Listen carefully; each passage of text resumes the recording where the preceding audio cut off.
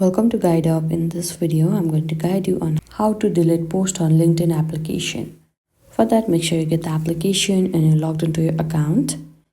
Now at this home page, all you need to do is tap on the top left at your profile icon.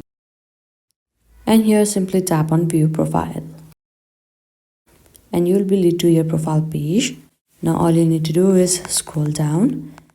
And here you can find all of your posts. Now in order to delete it, you need to tap on this three dot icon. And here you can see various options, and there you can see delete post. Just below edit post, you need to tap over there.